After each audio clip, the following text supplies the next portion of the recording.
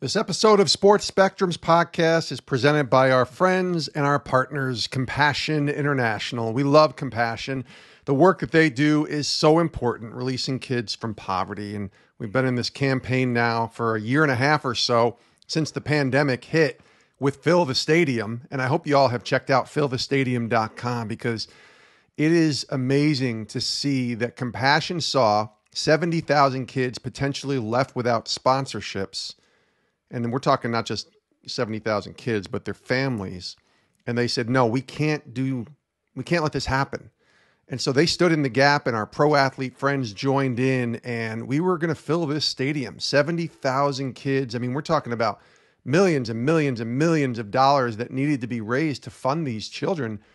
And God has seen this through in an amazing way. And we are just about there. But we could still use your help to try and get over that hump. Check out fillthestadium.com to donate, to release a child from poverty, to release a family from poverty, food and education and medical care and vocational training and the necessary items that every child should have. And so many are going without across the world. Check out fillthestadium.com with Compassion International, the most trusted child development ministry in the world. Please consider, please pray, please donate, and thank you.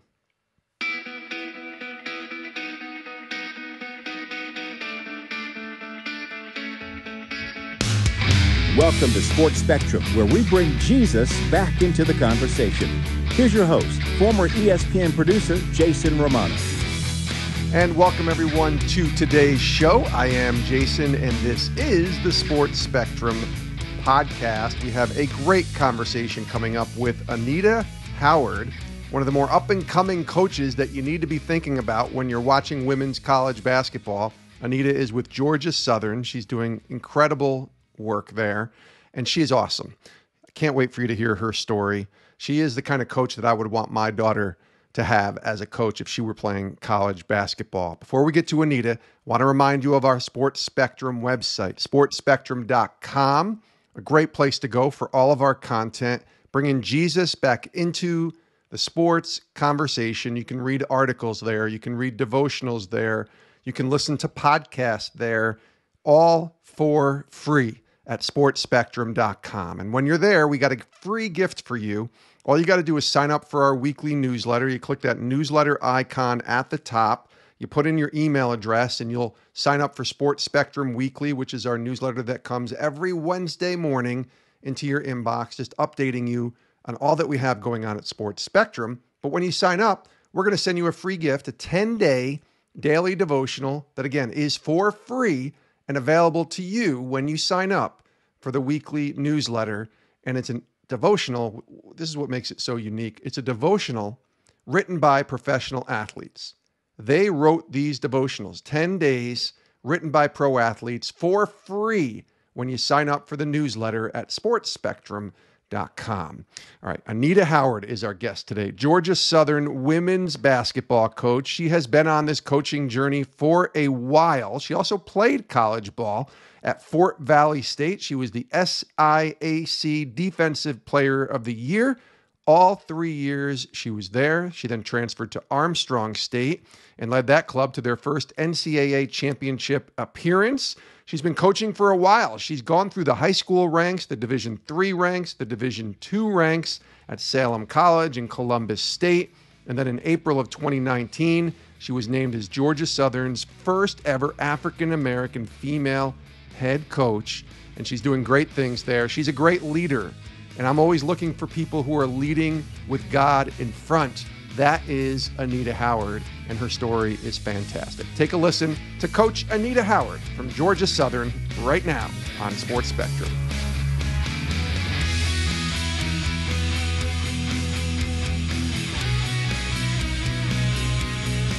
Hi, Coach Howard. How are you? I'm doing well. How about yourself?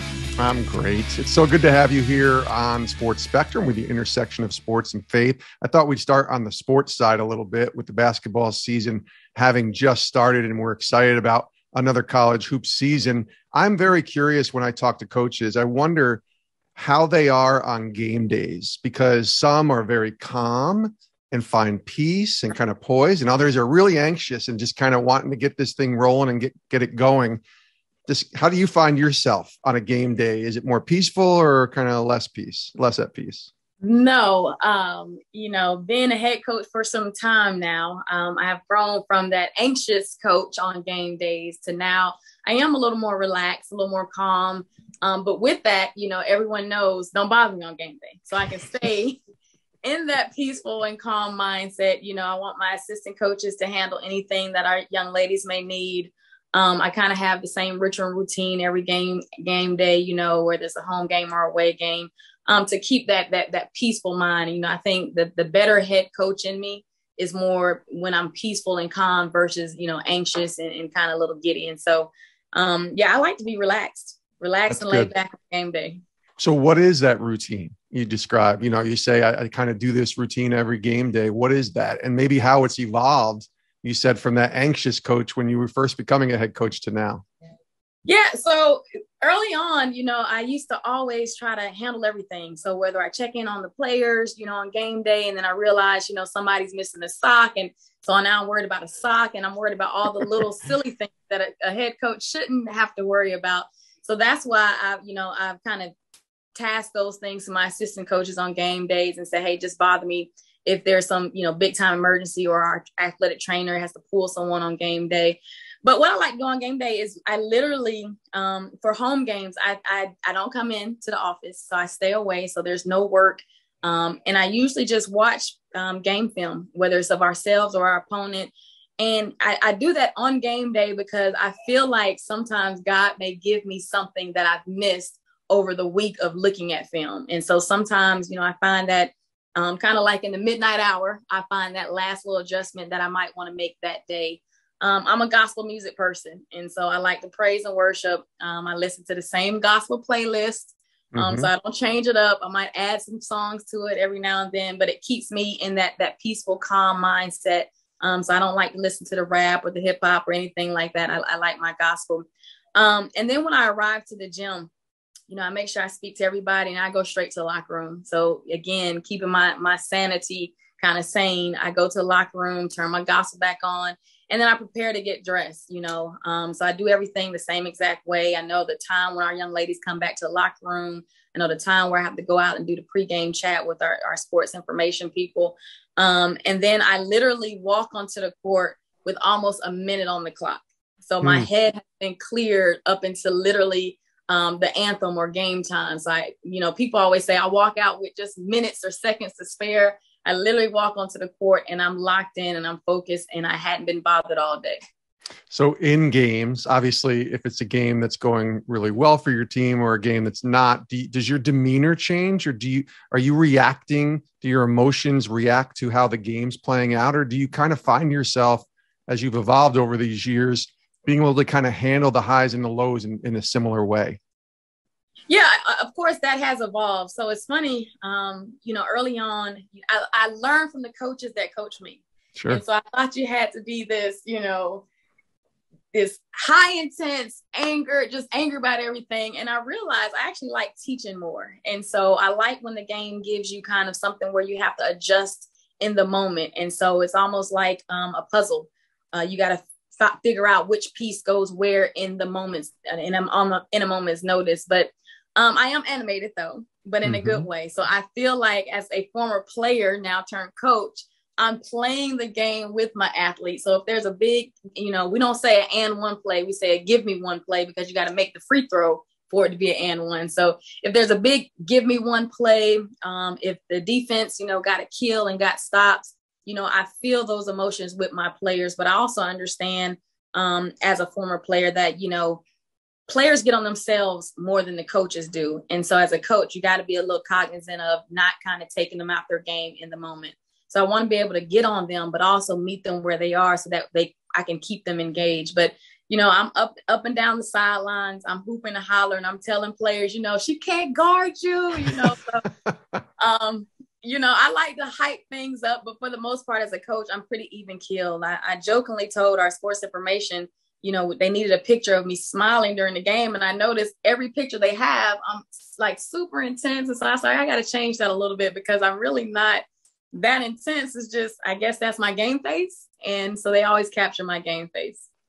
Anita Howard is our guest here on Sports Spectrum. At what point, because I know you played ball, as you said, at what point did you realize coaching was where the Lord was kind of calling you into? Great question. So I actually wanted to do something in the arts field. So I'm a fine art design. I love graphics. I love, anything creative. And I thought I wanted to have my own art firm.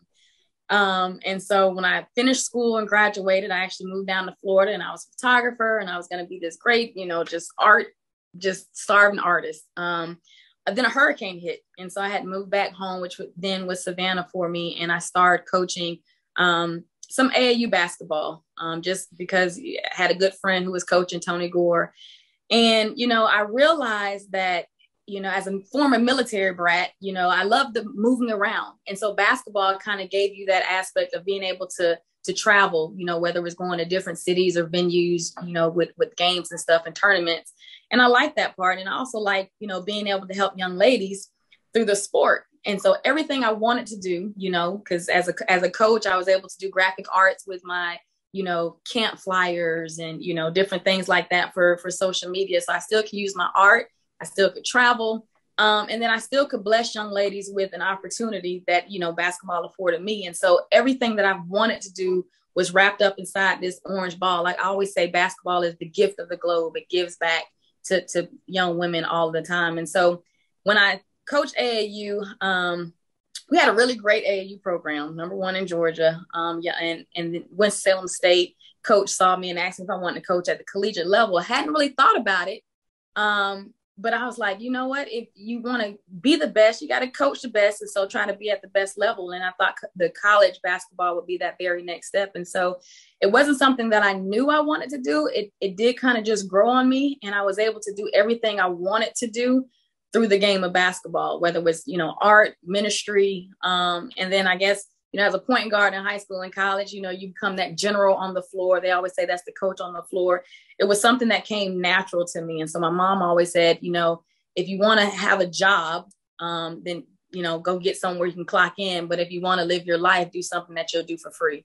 And so this is something that I would literally do for free.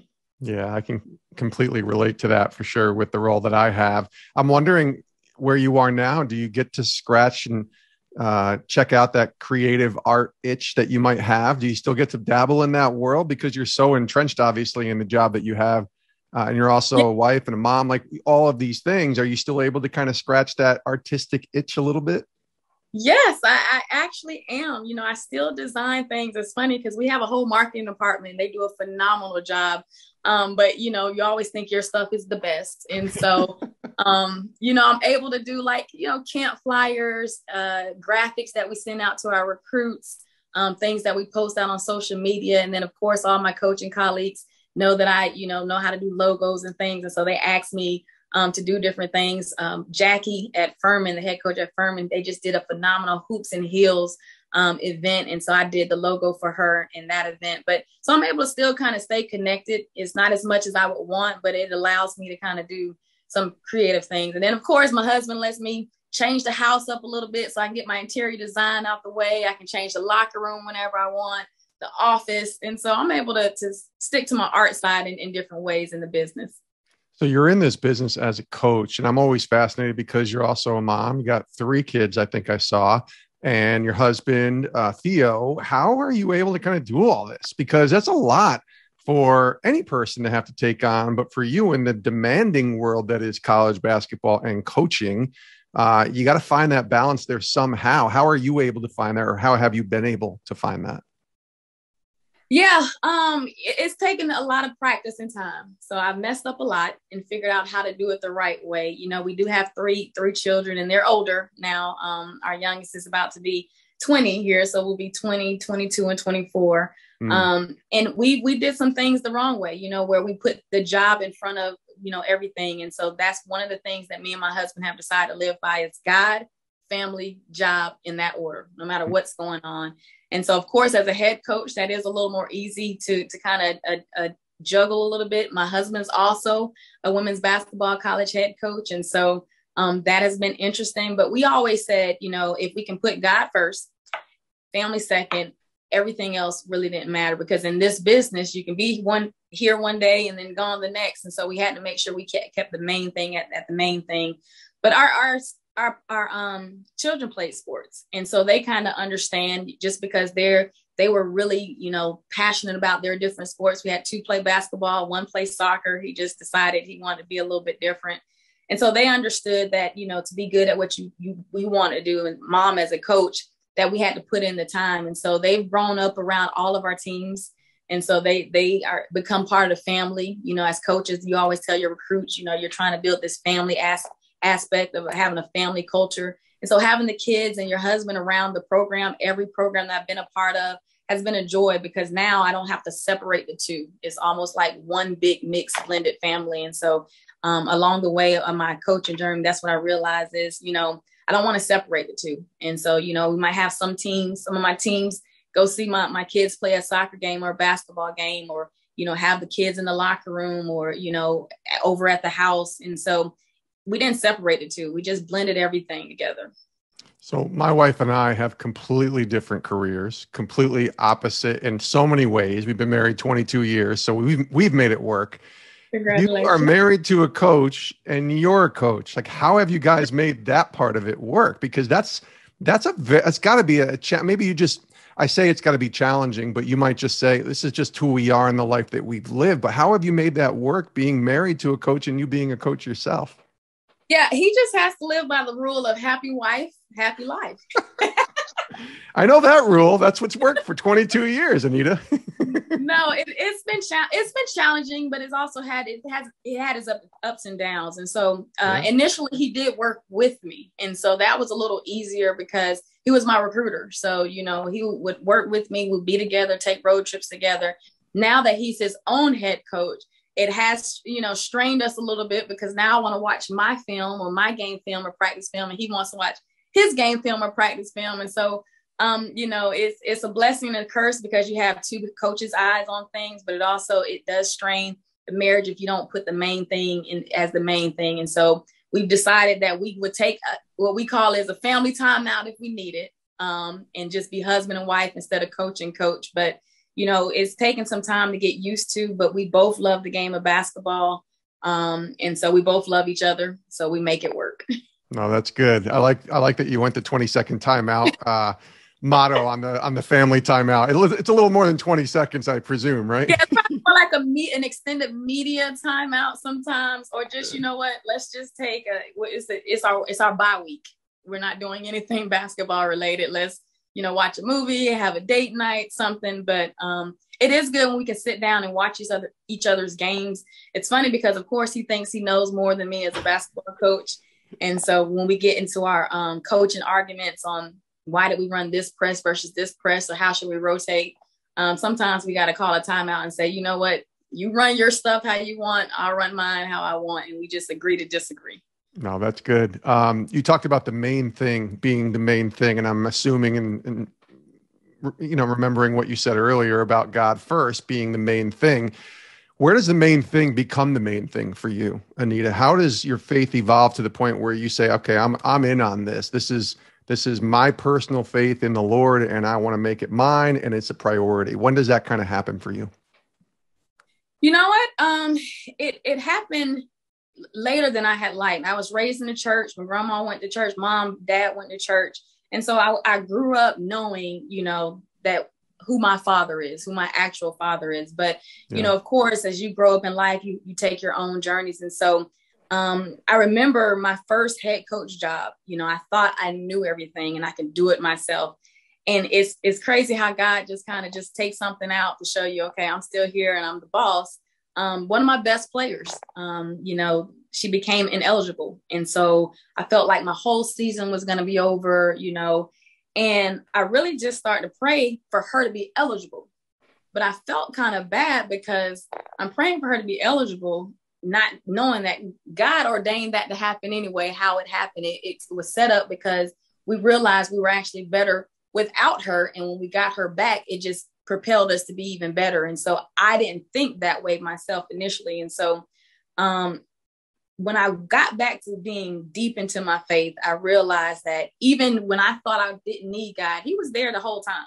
And so when I go back, hindsight is 2020, and realize, okay, God, you was there when I didn't think you was there. And then when you think you need him the most, of course, he's always there waiting. Like, it's like a phone call. Like, if you just pick the phone up, I was already on the other line. But it was in that moment where I realized, Anita, you try to do all of this by yourself, but God got you to this head coaching position. God got this big time recruit at Division III school. And so I realized at that point that I needed to make the main thing again. And it wasn't about head coach, Anita, because it was my first head coaching job. I thought I had arrived. I had to almost humble myself because I had got too big for my britches, as my mom would say, and realize that if I continue to put Anita first, that I would struggle, especially in this profession, but in life, most certainly. And so it was at that weird moment where I realized that the main thing is going to always be the main thing, no matter if I'm an assistant coach, a head coach, if I get fired, if I get a promotion, he was going to always be the main thing. And so that's when I realized my God family job. And to that point with the family as well, I kind of neglected our kids because I was working so much, trying to be the best coach I could be. And so everything kind of just came to fruition in that one moment. Like, my priorities were out of sync.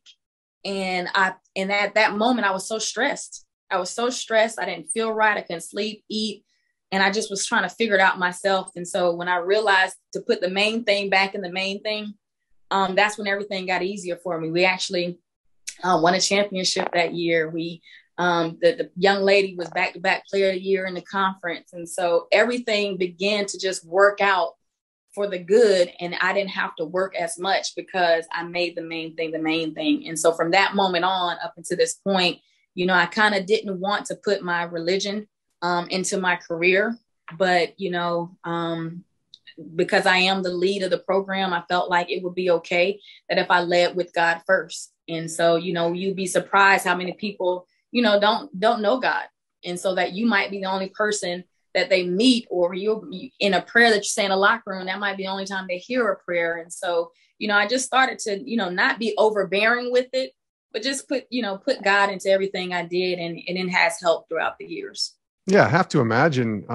Obviously, you're hired to be a coach. You're not hired to be a pastor, in that sense. But if the Lord is the most important thing in your life, like, that's something you're going to bring with you everywhere you go, probably not just as a coach, but everywhere you go, whether it's the grocery store or anywhere else, that comes with you wherever you go. Has that been something that's kind of evolved for you? Because for me, I worked for a long time at a big media company, and I always thought that was separate from my faith. And then suddenly I realized, no, I'm a person of faith first. And I kind of take that with me everywhere I go. Is that something that you've kind of seen where you've been in this position as a coach, but understanding that it's not separate in the sense of who I am and what that relationship with the Lord is for me? Yeah, it has to be a part of who you are. And it's funny because I had a conversation with one of my current athletes within the last 3 to 5 years. And she said, because, when you get to coaching and your human spirit takes over, you can, use some different tones and things of that nature. And that's something I've been working on, is like, if I want them to see Christ in me, I have to start living the right way all the time. And so, there'd be time where, I fuss them out in the locker room, then let's huddle up and pray. It didn't really kind of go together, but I always say, God knows my heart. We hear that all the time. And so I was like, Anita, you got to stop using, profanity when you get upset. You got to try to use different words. And so that's something I asked my players to help me with. I said, hey, help me be a better person, because I wanted them to see that, Coach, you're not a hypocrite. I thought you loved God, but you're saying, and I let them know that, listen, I'm not perfect. Nobody is. And so I think that vulnerability let them know, like, I'm not this big time religious person, but my walk with Christ is just like your walk with Christ, whether, you're imperfect, you have your imperfections. And so, as I continue to grow in this head coaching seat, I'm learning that, I do want them to see whether I say a prayer or is it just an inspirational moment or no words at all. Or did you just noticing me doing different things like, giving someone a hug, helping, the janitor pick up some trash, or things of that nature. And so I think the more that I try to be like Christ, although I'm imperfect, that they'll see that, they'll feel that. But I also want them to know that we're all human. you know, and we fall short sometimes. And so I don't want them to think that I'm this perfect person, and they don't have to be perfect. You just got to try to decrease yourself so he can increase in you, if that makes sense. And that's what I want them to see. So that must help you with the highs and lows of coaching, right? If it's a tough loss, or if it's a really great victory, or you blew somebody out, or you might have gotten blown out, that must help you kind of stay, I would imagine, somewhat evenly keeled, knowing that the main thing is still the main thing. Yeah, absolutely. You know, we went to the Division II Elite Eight, and we actually should have won a national championship that year. We were 31-1, playing our best basketball. I felt like I was on cloud nine. I was, you know, close with God and everything. And it was something about that first game in the tournament at the Elite Eight, something felt off. And so I don't usually, early on in my coaching, I used to pray for victories. Later on, I realized I just want to get through, hope everyone, you know, comes out the game with no injuries, you know, and that we do everything in his name. And so, and I usually pray during the anthem. So I can just kind of, that's one of my peaceful techniques. While the anthem is playing, I'm standing there. I kind of just bow my head and say my little prayer before the game. You know, I said, I don't know what this uneasy feeling is, but whatever happens, you know, I want to make sure I give praise and thanks to you. We lost the game. We weren't supposed to lose. We lost. And in the press conference, I remember walking to the press room, and I was so frustrated with how we played. But I remembered my prayer to say, whatever happens, I'm going to give it to you. And so I'm thinking I'm going to say, we got through it with God. And so in the press conference, I was almost choked up to say, you know, I told God I would praise him for the win. And I'm also going to praise him for the loss, because we made it here. And we were only 8 teams or 300 something teams in the country that made it that far. And so I remember to give him that thanks in the moment where I really wanted to just ball up and cry, like we got upset. You know, we number 4 team in the country, and we got kicked out in the first round. But it allows you to be peaceful. And so in that moment, I was able to now kind of just exhale and say, it's okay. It's really just a basketball game. Coach Howard, Anita telling Coach Howard that it's just a basketball game. And we made it here. And so ending the season, that was our first loss, 31-1. I'll take it. And so it was me talking to myself, but it was also God giving me the peace and comfort, knowing that, you know, to give my players hope and encouragement. It's like in Romans 15:4, it says, you know, that scripture gives you the hope and encouragement. God gave me hope and encouragement for not just that game, but the next season, and how to go into the locker room and kind of give that hope and encouragement to those players who were probably more upset than anything because they had just lost the game that should have been an easy win for us. And so it just helps me get through times like that where I need to be that leader for the team, is to just have that hope and encouragement in a time of need like that. Oh, that's really beautifully said, I think, because those are where our faith is truly tested. It's easy to rah and give praise to God when you're rolling and undefeated headed into the Elite Eight, but it's when those moments happen when you're devastated and you're just kind of caught off guard that your faith is truly tested. I actually think your prayer was preparing you to be able to handle that without you even knowing it. Have you seen that in the importance of prayer almost as preparation in some ways for whatever comes at us, that we can handle that? I do. You know, I never thought of it that way until you just said it right now. But yeah, I do, you know, and I think every time I always in my prayer, you know, let your will be done. I'm almost preparing myself for whatever it is, because whatever is going to happen, it was already written.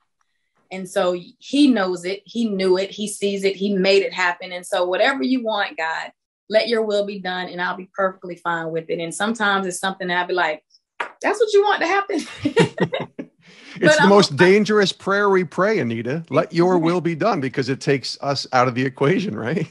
Yeah, it does. But it is a soothing factor to it, because I know at the end of the day, whatever happens, it was his will. And so sometimes I used to say, Anita, maybe if you don't say that, it'll change it. But no, his will is going to always be done. And so, you know, all I got to do is put in the works. And, you know, they always say James 2, that faith without works is dead. You know, I have the faith, but I'm just putting in my works. And so whatever happens is going to happen. Oh, that's good. This has been a great conversation. As we wind down, we're talking about prayer. How can we all be praying for you? Whether it's, I say we all, myself, but certainly our ministry, but even our listeners and the people that check in. We have coaches and players and people who love sports and love Jesus. How can they be praying for Anita Howard and Georgia Southern this year? Yeah, well, it's been a challenging time, just being a female in this business, being a woman of color in this business. Definitely continue to pray for my strength, for my peace. We always talk about, filling other people's cup. We empty our cups. I would love for y'all to fill my cup up, because sometimes, I forget to do that. And so prayers send my way to just continue to fill my cup so I continue to fill others' cup.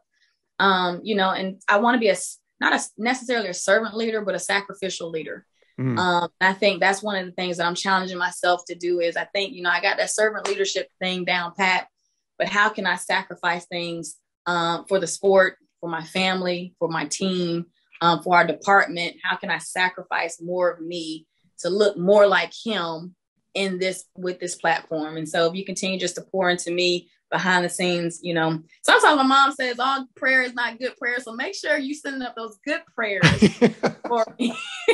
Don't pray for my downfall, but just continue to send me some hope and love and encouragement, because, I would like to consider myself that strong friend that needs it sometimes. No, we can absolutely do that. And the sacrificial leader, I have not heard that. I like that, because I wrote a book on leadership, and I've heard all about servant leadership and, the last decade or so, and lots of different books that I've read and the people that I know, but I have not heard the sacrificial leadership. I like that. That's really smart. Why sacrifice?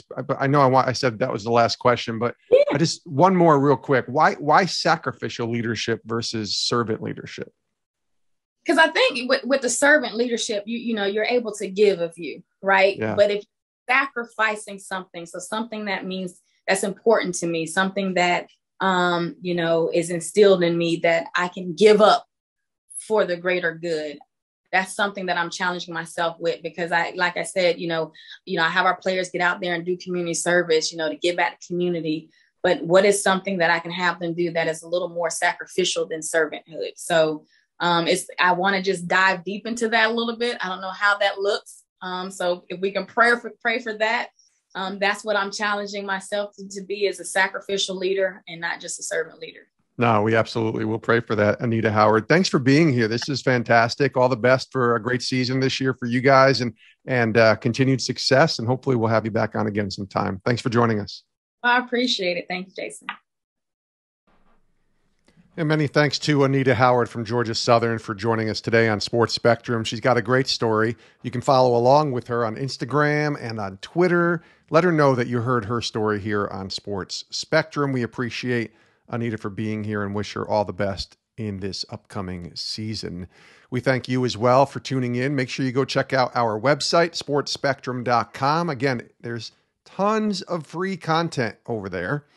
Articles, devotionals, podcasts, all for free. You can listen to tons of podcasts there that go back all the way to 2017. Our articles and the archival content go back way more than 2017. Let's just say that, all the way back to like the 80s and the 90s, with tons of articles, as the magazine has been around for a long time.